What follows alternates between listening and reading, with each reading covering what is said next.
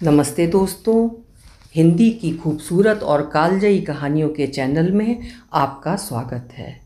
आज सुनिए गौरा पंत शिवानी जी की लिखी हुई कहानी श्राप। शिवानी जी की कहानियाँ सभी को पसंद आती हैं और उनकी लेखन शैली तो एक अपनी अमिट छाप पाठकों के मन पे छोड़ जाती है। तो शुरू करते हैं कहानी श्राप। आरंभ में ही स्पष्ट कर दूं, ये कहानी नहीं है। कल मैंने उसे सपने में न देखा होता तो शायद मेरी लेखनी गतिशील भी न होती। हठात कल रात वो चुपचाप आकर मेरे पायताने बैठ गई थी, उसी वधू वेश में जिसमें उसे आज से 10 वर्ष पूर्व इसी फ्लैट में देखा था। न उसने कुछ कहा, न हिली न डुली। फिर अपनी दोनों मेहंदी लगी गोरी हथेलियां मेरे सामने फैलाकर वो फिक से हंस दी। मैं हड़बड़ा कर उठ बैठी। सपना टूट गया, किंतु सपने का आतंक नहीं गया। 10 वर्ष पूर्व भी मैं इसी फ्लैट में रहती थी। नीचे के फ्लैट की गृह स्वामिनी एक दिन अचानक मेरे पास एक छोटी सी याचना लेकर उपस्थित हुई। उनकी बड़ी बहन एवं भगिनीपति अपनी पुत्री का विवाह करने उनके फ्लैट में आ रहे थे। क्या मैं उन्हें कुछ दिनों के लिए अपने 2 कमरे दे सकूंगी? वैसे अपने एकाकी जीवन में मुझे किसी प्रकार का व्याघात अच्छा नहीं लगता, किंतु प्रतिवेशियों के प्रति सामाजिक कर्तव्य बोध ने साथ साथ किसी की भी कन्या के विवाह में सामान्य सा सहयोग देने की बलवती इच्छा ने स्वयं मेरी सुविधा असुविधा को पीछे ढकेल दिया। मैंने स्वीकृति दे दी। विवाह तिथि आसन्न थी। इसी से देखते ही देखते अतिथियों की भीड़ जुटने लगी। मुझे 2 अत्यंत निरीह शांत अतिथियों की मेजबानी निभानी थी। कन्या के सौम्य पिता एवं वृद्ध पितामह। बड़े संकोच से दोनों ही ने कृतज्ञतापूर्वक मेरा आभार प्रदर्शन किया। क्षमा कीजिएगा, आप ही को कष्ट देना पड़ा, पर हम आपको कोई भी कष्ट नहीं होने देंगे, केवल रात सोने के लिए ही आएंगे। और सचमुच ही मुझे ये पता ही नहीं लगा कि मेरे यहाँ सर्वथा अपरिचित अतिथि आए हैं। उनके रहने से मुझे रंच मात्र भी असुविधा नहीं हुई। यही नहीं, उनके जलपान भोजन चाय के साथ साथ मेरे लिए भी थाल लगकर आने लगा। शामियाना लग गया था। दरियों पर 20 दर्जन बच्चे नए नए कपड़े पहन गुलाठे खाने लगे थे। हलवाई ने चूल्हे का विधिवत पूजन कर कढ़ाई चढ़ा दी थी। मैली बनियान को छाती पर चढ़ा उन्नत उदर खुजाता हष्ट पुष्ट हलवाई बमगोले से बूंदी के लड्डू और ढाल सी मछलियाँ बनाता बड़े से टोकरे में रख रहा था कि सहसा शोर मचा। अशरफी देवी जल गईं। मैंने भागकर बरामदे में झांका कि देखूं कौन जल गया। हलवाई बड़बड़ा रहा था, सब हरामखोर हैं। अब देखिए भाई साहब, 2 मिनट के लिए ने कढ़ाई सौंप पर सुरती खैनी खाने गया कि जला कर राख कर दी। फिर उसने एक जली स्याह मछली को निकालकर पास खड़े कारीगर को डांटा। अब खड़ा मुंह क्या ताक रहा है, जरा सी राख ला तो कोयलों पे डाल आंचमंदी करूं। कौन अशरफी देवी जली कृष्णा? मैं अपना कौतूहल नहीं रोक पाई और मैंने गृह स्वामिनी से पूछ लिया। अरे मट्ठी जल गई, उसने हंसकर कहा। हमारे यहाँ लड़की की ससुराल को ऐसे 125 लड्डू और 51 मट्ठियाँ भेजी जाती हैं। हर मट्ठी पर घर की बड़ी बूढ़ियों का नाम लिखा जाता है। अशरफी देवी बिट्टी की होने वाली ददिया सास हैं। उन्हीं के नाम की लिखी मट्ठी जल गई। मुझे हंसी आ गई। अपने पीछे खड़े कन्या के पिता को मैं देख नहीं पाई थी। अब देखिए ना, वे खिसियाए स्वर में बोले, कैसे बेकार के रिवाज हैं, पर एक हम हैं कि इन्हें मनाए जा रहे हैं, पर मजबूरी है, ना करें तो सोचेंगे कि हम पैसा बचा रहे हैं। कन्या के पिता में सारा दिन ही सड़क पर टहलते रहते। मैंने एक दिन देखा, इधर उधर देखकर उन्होंने एक ठेले वाले को रोककर 4 केले खरीदे और जल्दी जल्दी खा गए। घर का आंगन तो मिष्ठान पकवानों की सुगंध से सुवासित हो रहा था। फिर ये बेचारे भूखे कैसे रह गए? कन्या के पिता को नीचे जाने में जरा भी विलंब होता तो नीचे से कर्कश स्वर में कन्या की माँ अधैर्य से पुकारने लगती, सोते ही रहोगे क्या? अमीनाबाद से रजाई का बक्सा कौन लाएगा, मेरा बाप? मैं स्तब्ध रह गई थी, ये जानकर भी कि पति एक सर्वथा अपरिचित गृह का अतिथि है और मेजबान भी बरामदे में खड़ी है। ऐसी औद्धत्यपूर्ण अशालीन भाषा का प्रयोग। असल में अचानक ही विवाह तिथि निश्चित हुई। उस पर वर पक्ष का आग्रह था कि हम लखनऊ आकर ही विवाह करें। इसी से बेचारी कुछ घबरा गई है। ऊपर से हाई ब्लड प्रेशर है, आप अन्यथा न लें। कन्या के पिता ने पत्नी की अशिष्टता की कैफियत दी तो मैंने हंसकर कहा, कन्या के विवाह में किस माँ का पारा नहीं चढ़ता। कौन पत्नी पति पर नहीं बरसती। मैंने भी 3-3 कन्यादान किए हैं। आश्वस्त होकर वे चले गए, किंतु जिस दिशा को जाते बेचारी पत्नी के शब्दभेदी बाणों से निरंतर शर्मिंद होते रहते। हद है, 100 बार कह चुकी हूँ कि बैंक से रेजगारी लानी है, नए नोट लाने हैं। अरे आखिर कब नोट आएंगे और कब उनकी माला बनेगी? पर कोई सुने तब ना अभी हलवाई को बयाना दिया गया है, न सकोरे पत्तलों का इंतजाम हुआ है। आखिर आप कर क्या रहे थे अब तक? जितना ही कर्कश स्वर पत्नी का था उतना ही कोमल स्वर पति का था।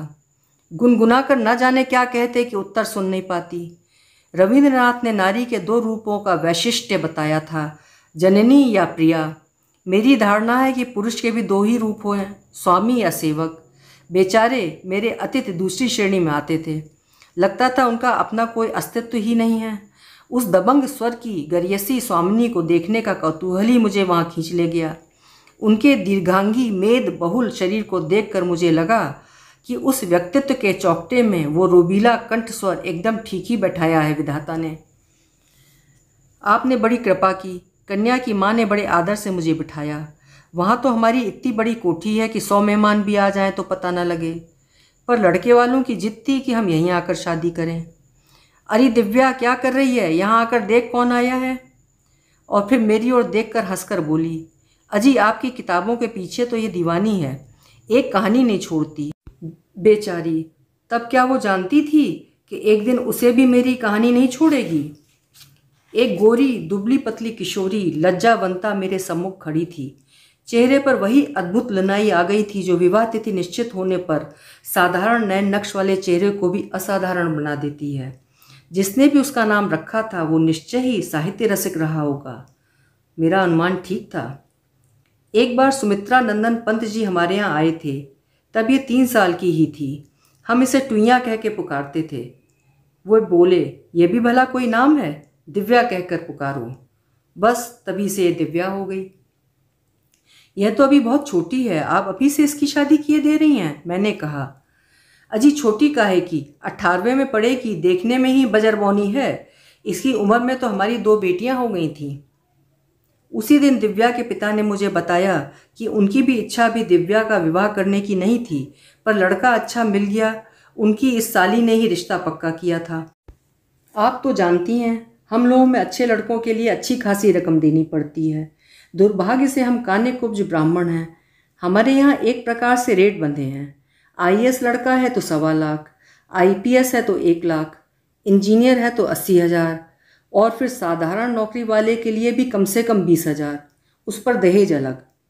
और डॉक्टर लड़के तो कंधे पर हाथ ही नहीं धरने देते, यानी जैसा दाम खर्च कर सको वैसी ही चीज़ ले लो।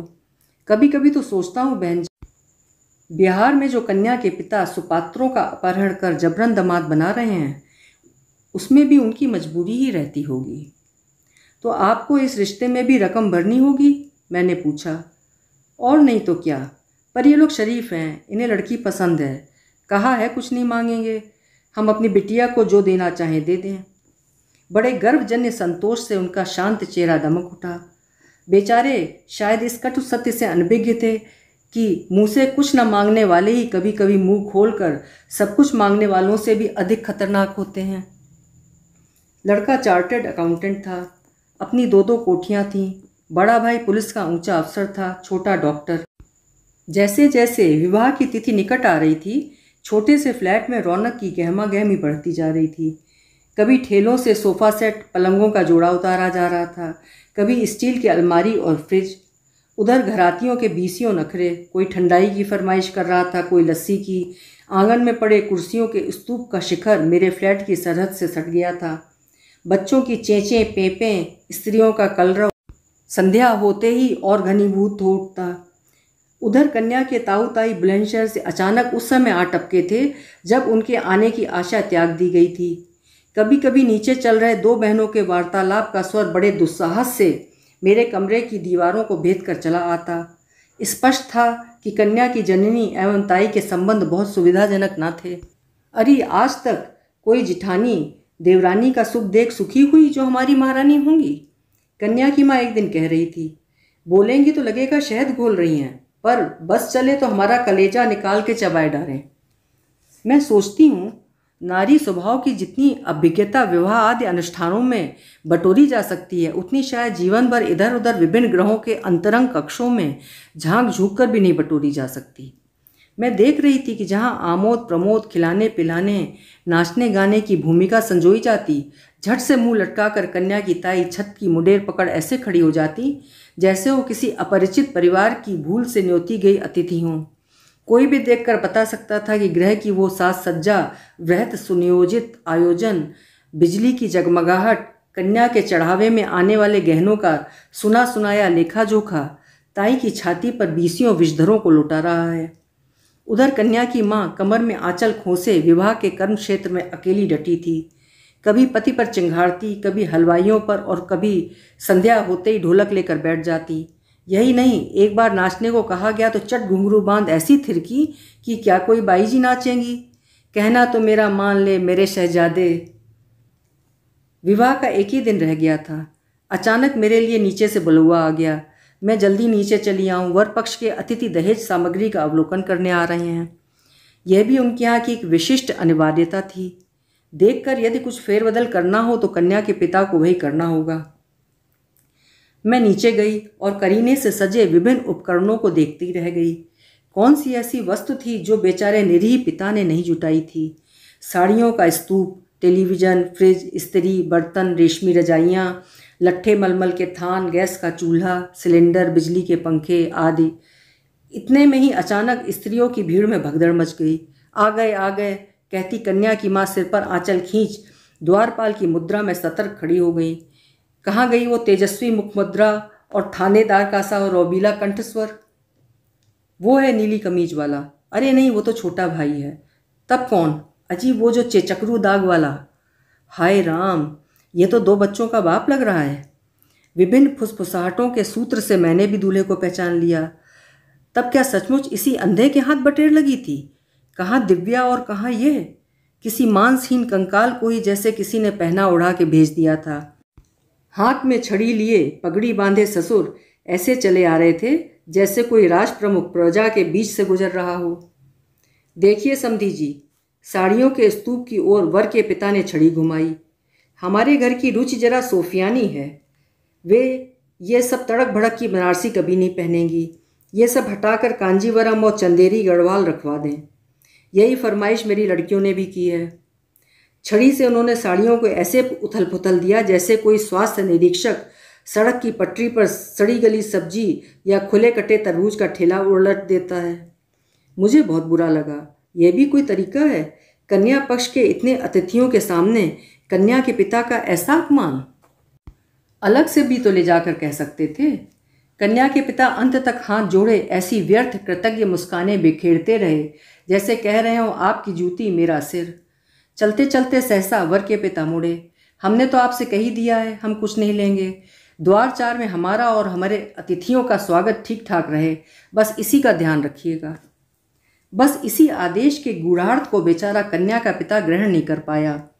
स्वागत तो अच्छा ही किया। अतिथियों के कंठ में अजगर से प्रफुल्ल फूलों के हार भी पड़े, गुलाब जल का छिड़काव भी हुआ। वर के लिए कहीं से मर्सिडीज भी मांग कर फूलों से भरपूर सजाई गई। आमिष निरामिष व्यंजन, विदेशी सुरा के क्रेट क्या नहीं किया बेचारे ने। लड़की विदा होने लगी तो माँ और मौसी को रोते रोते गश आ गया, पर पिता हाथ बांधे समधी के सामने ऐसे खड़े हो गए जैसे दीनहीन चौबदार हों।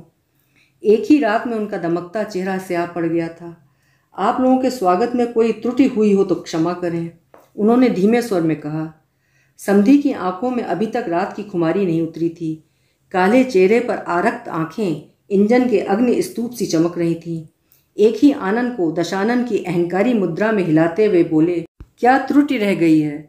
यह भला हम अपने मुंह से क्या कहें, हम तो आपके मेहमान हैं। पर हाँ, ये जो 500 रुपये आपने द्वार 4 में रखे हैं, ये लीजिए, इन्हें आप हमारी ओर से नाई धोबी मेहरी और सालियों को बांट दें। अपमान से कन्या के पिता का चेहरा स्याह पड़ गया। मैं वहीं खड़ी थी। एक क्षण को उस निरीह व्यक्ति का अपमान स्वयं मेरा अपमान बन गया। जी में आया नोटों की गड्डी जिसे वर के पिता बरबस उनके हाथों में ठूंस रहे थे, छीन कर उन्हीं के मुंह पर दे मारूं। पर मुझे किसी के व्यक्तिगत कर्म क्षेत्र में कूदने का अधिकार ही क्या था? रात को वे नित्य की भांति चुपचाप अपने कमरे का ताला खोल रहे थे कि मैं टेलीफोन की घंटी सुनने आई। उन्होंने निरीह दृष्टि से मुझे देखा और सिर झुका दिया, जैसे दोपहर की उस भद्दी घटना का समग्र उत्तरदायित्व तो उन्हीं का हो। चलिए, सब कुछ निर्विघ्न संपन्न हो गया, आपको बधाई भी नहीं दे पाई। वे एक पल को चुप खड़े रहे, फिर रुंधे गले से बोले, आप तो सब सुन ही रही थी। कैसे विचित्र लोग हैं। पहले स्वयं कहा कि कुछ नहीं लेंगे, केवल कन्या के हाथ पी लेकर उन्हें सौंप दें। अब चलते चलते पैंतरा बदल लिया। मुंह खोलकर कहते तो हम उनकी मांग पूरी भी कर देते। अब दिव्या की चिंता लगी रहेगी, बहुत भोली लड़की है बेचारी। आज पिताजी ने वो नाटक देखा तो नाराज होकर कानपुर लौट गए। बोले, कसाई को गाय थमाना हमने नहीं सीखा, तुम और बहू ये लेन देन निभाते रहो, हम तो चले। आप चिंता न करें, सब ठीक हो जाएगा। ऐसी सुंदर लड़की है आपकी, गुण रूप देखकर सभी अपनी मांगें भूल जाएंगे। अब कभी कभी सोचती हूँ, नारी होकर भी मैं उन्हें एक नारी के प्रति हो रहे अन्याय का विरोध करने के लिए क्यों नहीं उकसा पाई। क्यों नहीं कह सकी कि जो सगाई में ही ऐसे नीच लोलुप स्वभाव का परिचय दे गया, उसे क्यों अपनी कन्या सौंप रहे हैं आप। अभी क्या बिगड़ा है, तोड़ दीजिए ये सगाई। विवाह हुआ था और बड़ी धूम से हुआ था। इसी से थकान उतारने में भी कन्या पक्ष को 3-4 दिन लगे। फिर अचानक एक दिन कन्या के पिता मुझसे विदा लेने आए। उसी दिन साली के यहाँ से डेरा डंडा उखाड़ कर वो प्रवासी परिवार चला गया।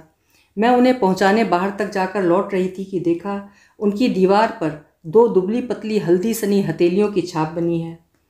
हमारे यहाँ ससुराल जाने से पहले लड़की यही छाप मायके की दीवार पर लगा कर जाती है। दिव्या की मौसी ने कहा, मन न जाने कैसा हो गया, क्या पुत्री का यह स्मृति चिन्ह सदा अम्लान रह पाएगा। धीरे धीरे प्रत्येक वर्ष की पुताई के साथ साथ वो छाप धुंधली पड़ती पड़ती रेखा मात्र रह गई थी। दिव्या के मौसा की बदली हुई, वहाँ दूसरा परिवार आ गया। उन्होंने दीवार पर डिस्टेम्पर करवाया और पूरा फ्लैट का नक्शा ही बदल दिया। एक दिन दिव्या की मौसी मिल गई। दिव्या कैसी है मैंने पूछा। उस मासूम चेहरे को मैं भूल नहीं पाई थी। वो अब कहाँ है, एक लंबा सांस खींचकर उन्होंने कहा। क्या? विवाह के 4 ही महीने बाद गैस पर खाना बना रही थी, नायलॉन की साड़ी पहने थी, आंचल में आग लगी, मिनटों में ही झुलस गई, दूसरे ही दिन खत्म हो गई। भारी मन से मैं घर लौटी। दीवार देखते ही वे धूमिल हथेलियां जैसे वो खोलकर मेरे सामने खड़ी हो गई। पर क्या सचमुच ही उसका आंचल अनजाने में आग पकड़ बैठा था? उसकी विदा के क्षण उसके ससुर का उग्र कंठस्वर फिर कानों में गूंज उठा। क्या त्रुटि रह गई है वो भला हम क्या बताएं? उसी त्रुटि को बताने तो कहीं उस दशानन ने उस फूल सी सुकुमार लड़की की हल्दी लगी हथेलियों की छाप सदा सदा के लिए मायके की दीवार से नहीं मिटा दी।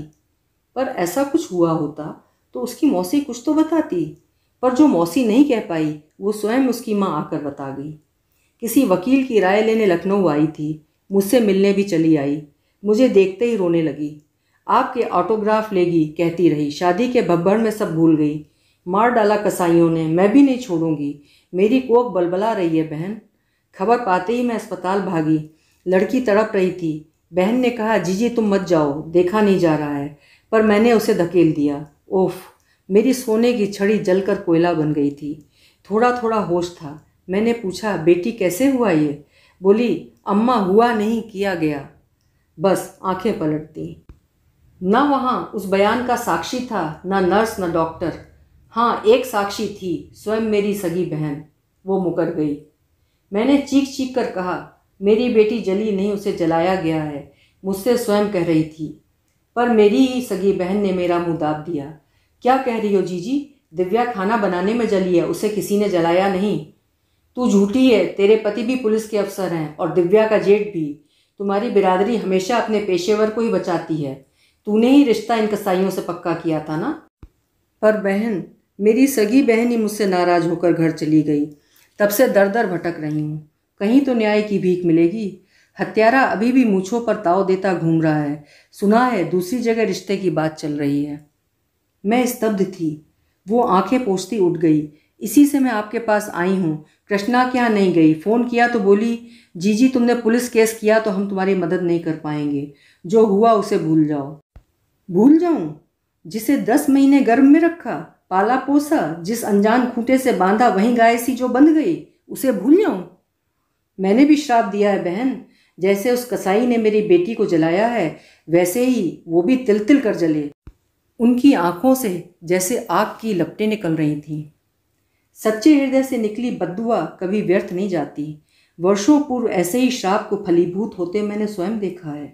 अल्मोड़ा के ही एक ऐसे सच्चे ब्राह्मण के श्राप ने क्या तत्कालीन जेलर को रात बीतते न बीतते चुटकियों में निष्प्राण नहीं कर दिया था। कुमायूं केसरी बद्री दत्त जी तब स्वतंत्रता संग्राम में जेल में बंदी थे। क्रूर जेलर के अमानुषिक अत्याचार से क्रुद्ध पांडे जी ने नहा धोकर हाथ में जल लेकर कहा था, अरे दुष्ट, ले मैं कुमायूं का ब्राह्मण तुझे श्राप देता हूँ, जैसे तू हमें मार रहा है भगवान तुझे मारे। और भोर होते ही दिल के दौरे ने उस हृष्ट पुष्ट जेलर को जेल से ही नहीं संसार से ही हटा दिया था। फिर तो जहाँ पांडे जी जल हाथ में लेते, सुना है कि बड़े से बड़े अफसर भी उनके चरण पकड़ लेते थे। किंतु अब कहाँ है वैसे सच्चे ब्राह्मण और कहाँ है वो ब्रह्म तेज। इतने वर्ष बीत गए, फिर दिव्या की माँ मुझे कभी नहीं मिली। पता नहीं उनके दग्ध हृदय से निकला वो श्राप फलीभूत हुआ या नहीं, किंतु मेरे फ्लैट की निचली दीवार से हल्दी लगी उन हथेलियों की छाप अब एकदम ही विलीन हो चुकी है। अभी आप सुन रहे थे शिवानी जी की लिखी हुई कहानी श्राप। कहानी आपको कैसी लगी अपने विचार कमेंट बॉक्स में ज़रूर लिखिएगा। फिर मिलेंगे किसी अच्छी सी कहानी के साथ। आपका समय शुभ हो, मंगलमय हो।